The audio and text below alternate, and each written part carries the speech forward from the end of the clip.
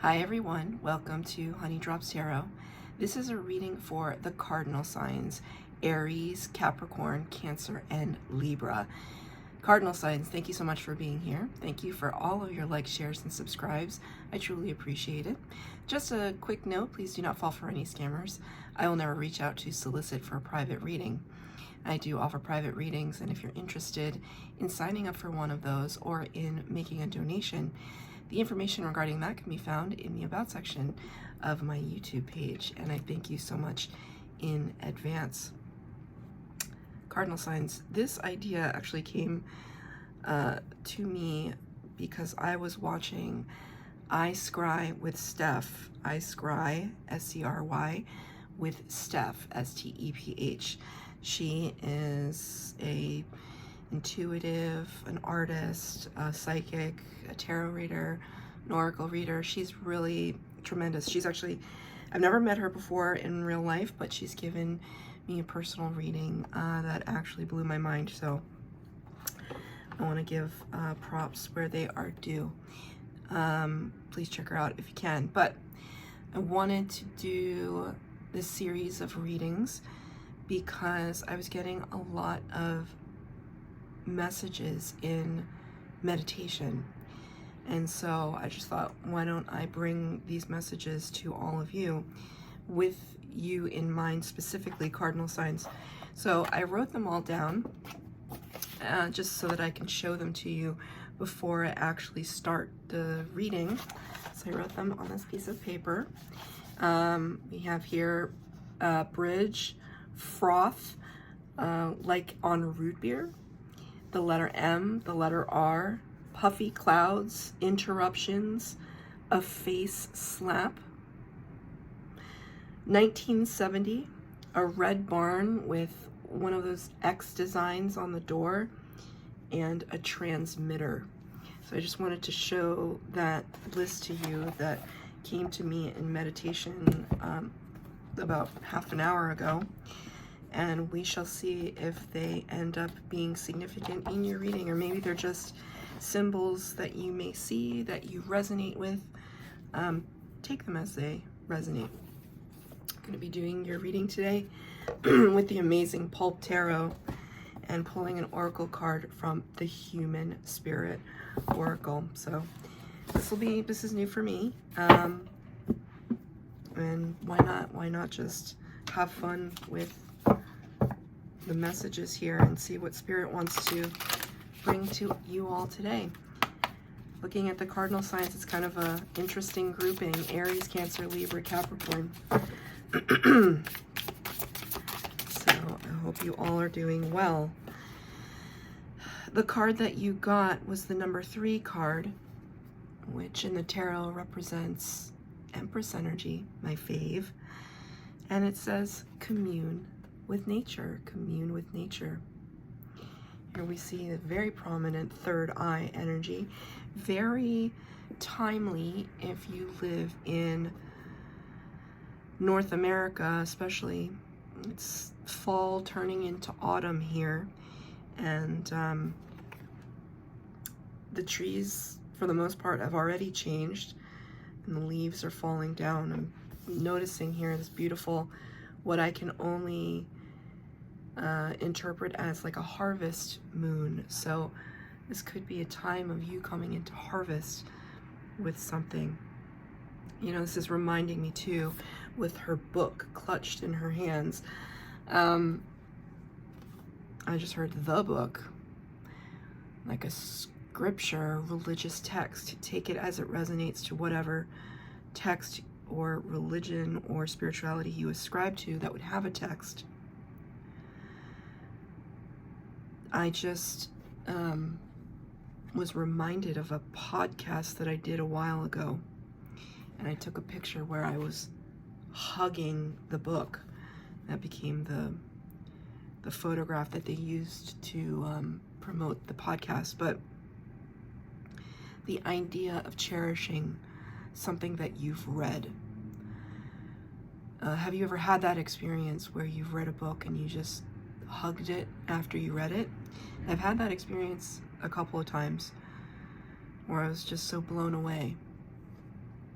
by talent, sheer talent of a writer, to be able to get lost in a story. So I feel like this really dreamy energy with you all today. Communing with nature, of course, we want to think of grounding ourselves, especially, you know, if you come from a place where it gets cold at this time of year. It's almost like spend as much time in nature as you can before, you know, we can't put our bare feet on the earth because there's snow on it. I mean, you could still do that, I guess. But it's important to be outside, to be in the sun, to let the sun hit your face, even if it's only for a few moments. It's almost like, now talking about like your vitamin D levels. My vitamin D levels happen to be very low. So this is, you know, Spirit gives me the channeled messages. So there's somebody out there that may need to check that. I'm not a doctor. Go to your doctor. But this hugging of the book, something so you hold so close to your heart, but with fondness. It's not a protective energy, it's just an admiration for someone or something or some idea that helps you to redefine your entire outlook once you've consumed it in a way. So now they're bringing up one of my favorite books, which is by Cormac McCarthy, and it's called The Road. The Road was a Pulitzer Prize winner, and it's about a father and child, a father and his son, in the aftermath of an apocalypse, you know. And if you've never read The Road and you don't mind depressing fiction, that's the book for you. It's horrifying, it's beautiful, it's stunning, it's poignant. It'll make you cry and it'll make you want to scream out loud. And that book has no punctuation as such.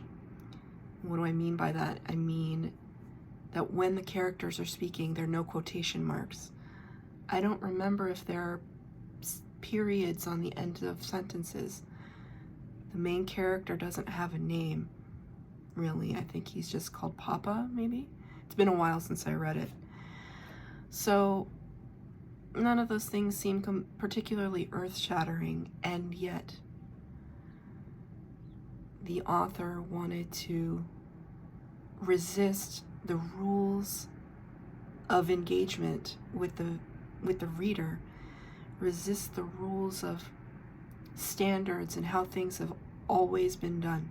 And maybe that's a little bit of what you're going through right now, where you are trying to, it's almost like understand the rules to break the rules. Maybe that's what you're going through right now. I hear a fire engine quickly approaching. So time could be of the essence.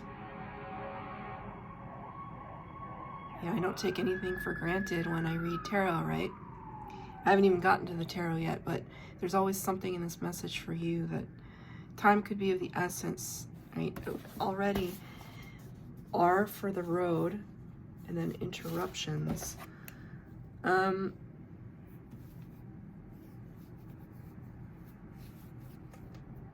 It's so interesting. Commune, the idea of communing with nature, speaking to nature, being at one with nature, asking nature for its secrets. Let's pull some tarot. I'm going to pull 3 cards for the base spread, 3 cards for clarifier, past, present, future. And we shall see what we see. Okay, 2 more cards.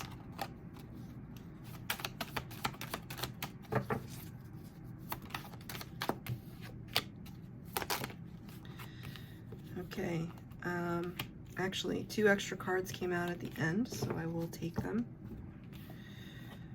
They want me to actually show you the 2 extra cards first, The first card is the Page of Wands in the reverse. Page of Wands talks about somebody who, so interesting, she has a salamander on her, that's like a salamander on her dress. Usually the salamanders, I believe, reserved for the King of Wands, but it's at the Page right now. I don't know why that's relevant. And the salamander can be a representation of endurance. I see the 3 pyramids, the Great Pyramids in the background. I feel like you could have a past life in Egypt. Page of Wands talks about taking a small but significant step in a certain direction. And you got this card in reverse, clarified by the 7 of Pentacles. 7 of Pentacles talks about making an investment into something and then kind of wondering if it was worth it. That all of your time and effort and blood, sweat, and tears went into something. You can see here she's surrounded by her money bags, but then it's just kind of like, is she going to cut and run? Or is she going to stay the course and reinvest? It doesn't have to be talking about money. It could just be talking about energy. In a certain context, what's more valuable? Your time or your money? You know, people like to say time is money.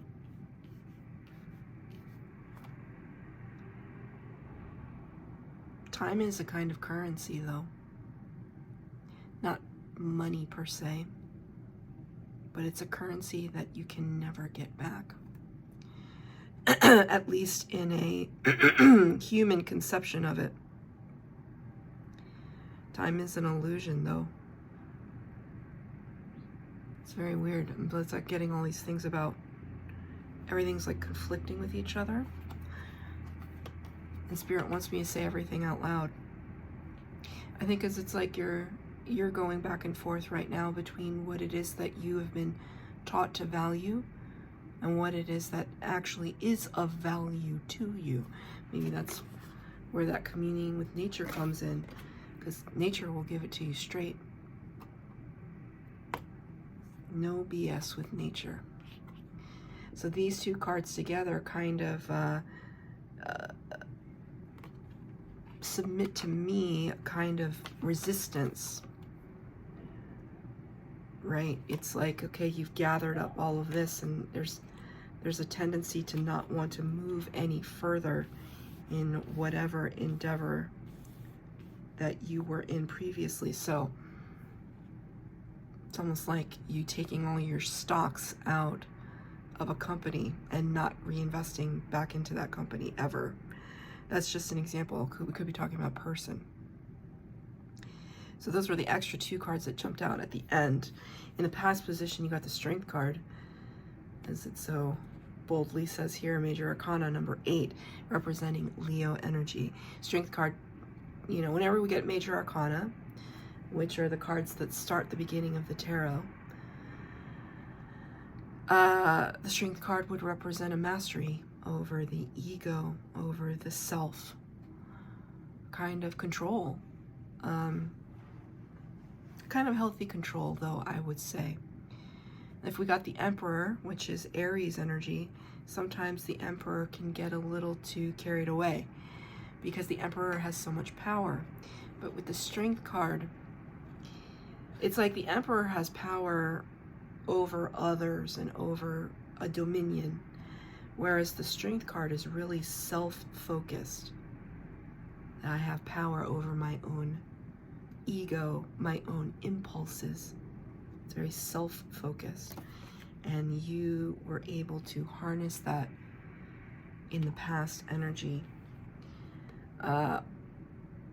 It does crop up from time to time, though, the 10 of Wands in the reverse. That was a very big responsibility, a big burden to carry.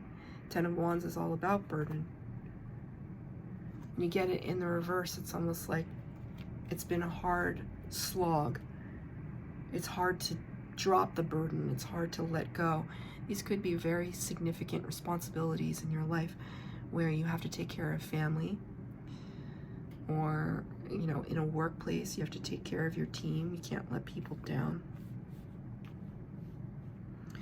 But it's just been arduous is the word they just gave me, arduous. I'm looking at this list over here and thinking about, I'm looking at face slap. Right? Maybe not a literal one.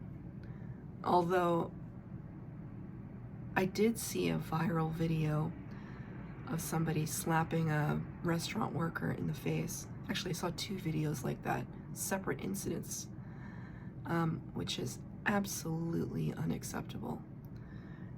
Please put these people in jail. You know, like to strike a person that is not provoking you just because you feel like it, there's no impulse control there. There's psychosis, probably. But anyway, face slap can also, in another kind of context, something that I was doing the other day, right? You get older and you just kind of want to stimulate all of the nerves in your face to have some plumper skin. So you just kind of slap your face. There's this practice, I think, in a lot of Asian cultures where people literally just slightly tap the face to stimulate the, you know, to stimulate the blood flow.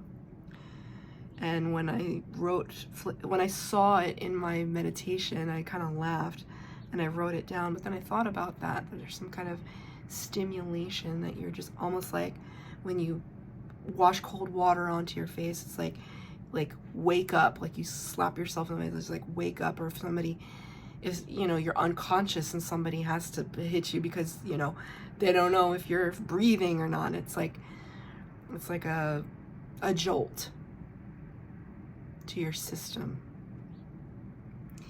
And there's something in your past energy, I'm going to pull a clarifier on it, that I just feel like was a jolt to the system where you had to kind of, it's like, pull yourself together, man. You know, that expression, a jolt to the system, almost like I don't know, like a tower energy, or like a 4 of swords in the reverse, like we gotta wake up now. Can you clarify, please, the past energy, Spirit? Maybe Spirit doesn't want to, oh, there we go. King of Pentacles in the upright. Look how dapper this King of Pentacles looks. He looks like he's straight out of Gryffindor with this color scheme. King of Pentacles is somebody who has a mastery, has achieved a level of mastery over their abundance. There's somebody who has a lot of resources at their disposal, a lot of authority and resources, time, energy, people in their orbit who can get things done for them. A little bit, you know, a little sliver of the Emperor in this energy. You know, somebody who is, I mean, look at this, how chiseled this jaw is, right? It's okay, now Spirit's giving me that expression.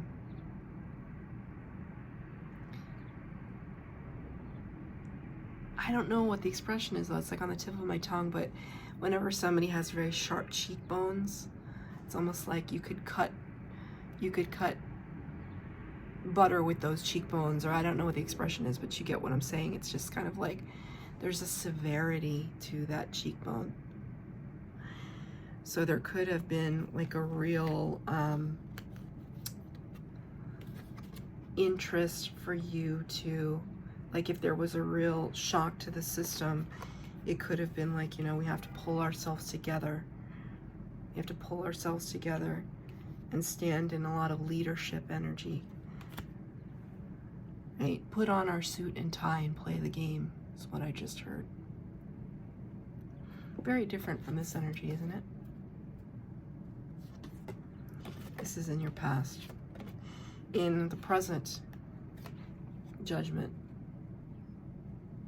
I love the Pulp Tarot, you know, because it looks like pulp books, pulp fiction. I used to work in a bookstore, and there's a place for everything. in terms of the kinds of books that are published. And while pulp fiction may seem very, salacious, is the word they just gave me. Such a great word, salacious. There could be, romance books and crime books and sci-fi in the pulp, mass market pulp section. It's a huge readership, right? So there's something to why I'm saying this. It's almost like just because something is popular doesn't mean that it's bad, or doesn't mean that it has to be devalued. Reality TV is I'm sure like $1 billion industry. It's absolute trash. It's trash. Reality TV, all of it. But there's a place for it because people just, want to step outside of their own worlds for a while. But there's something here. There's something more here.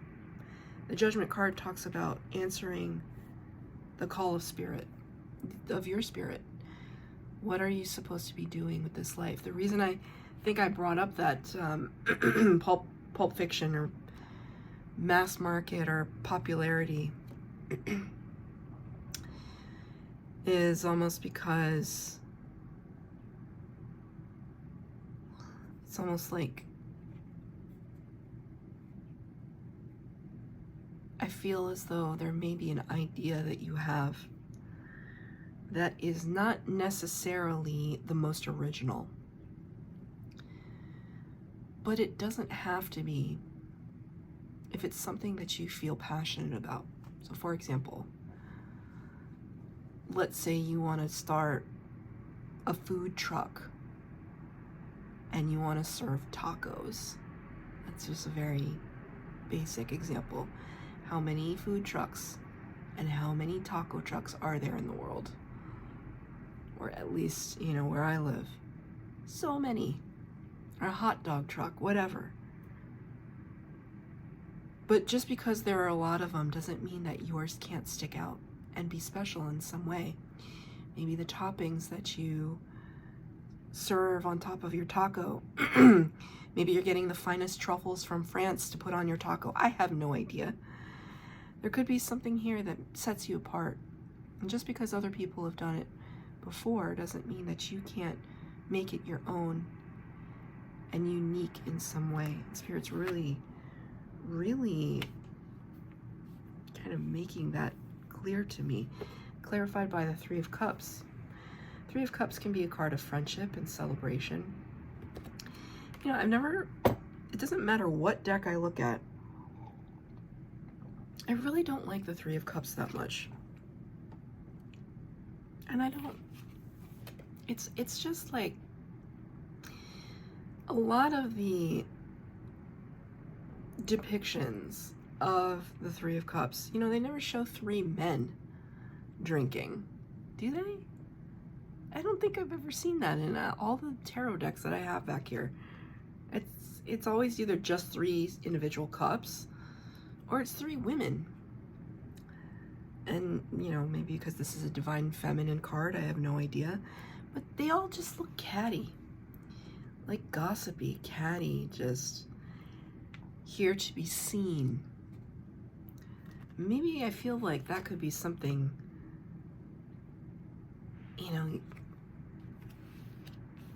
Okay, now I'm hearing the song in my head. Hall & Oates, band from, I guess, the 80s. The song is called Private Eyes. Private eyes, they're watching you. They see your every move. I don't know what that song is about, really. There's kind of a double entendre to any of that, but that's the song that I hear. Private eyes, they're watching you. They see your every move.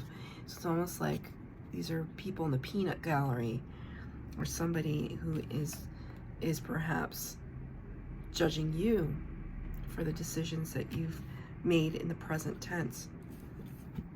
But it's almost like, hey, well, guess what? You have an eye too. It's the third eye. It's this higher awareness, consciousness.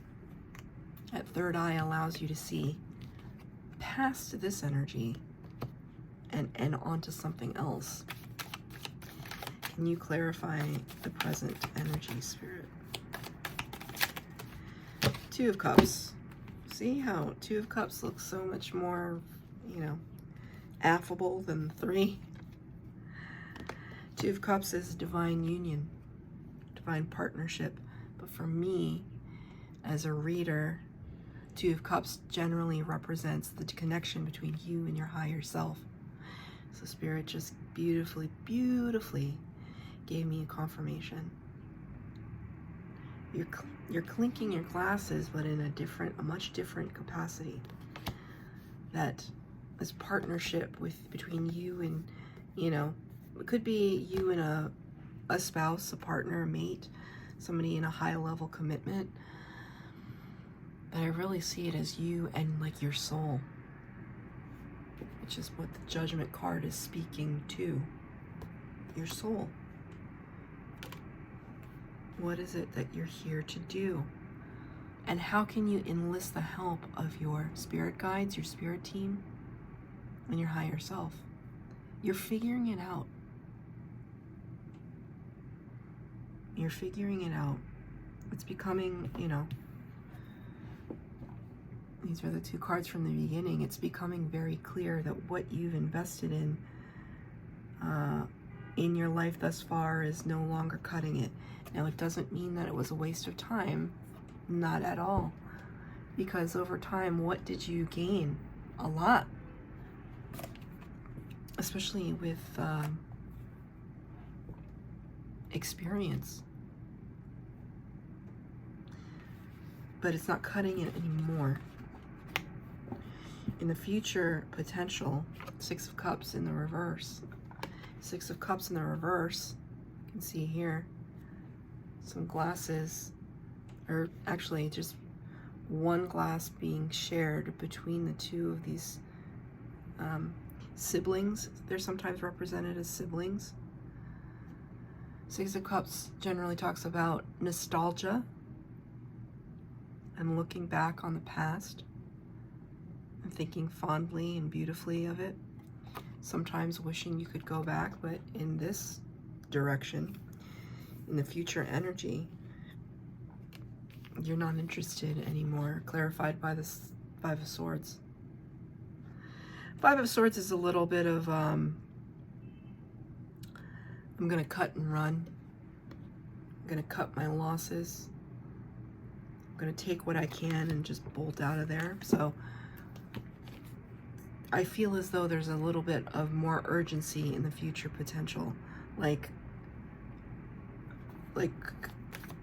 I'm quitting a job, you know, something like that, or getting out of a situation that's just, it's overdue. Can I get a clarifier for this, Spirit? Two cards came out. Didn't I tell you? Four of Swords. Thank you, Spirit. Didn't I tell you a Four of Swords was here, or was gonna be here, or I felt the Four of Swords? It's like waking up out of a slumber. Like really, really like, just that face slap, right? Like just wake up. So it's like you're seeing it now. Getting out of this place of a little bit of complacency. Hanged Man was the other card that came out in the upright. To wake up, to get a greater perspective on things. That's what the Hanged Man represents.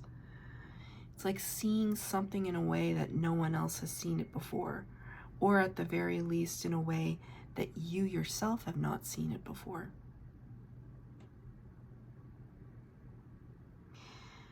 So I'm not sure what any of these, you know, some of them came into the reading, some of them did not.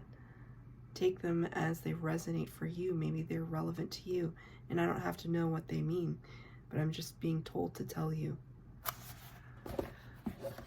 Froth like on root beer, That was a strange one for me. Anyway, cardinal signs, that's your reading. I hope that you resonated.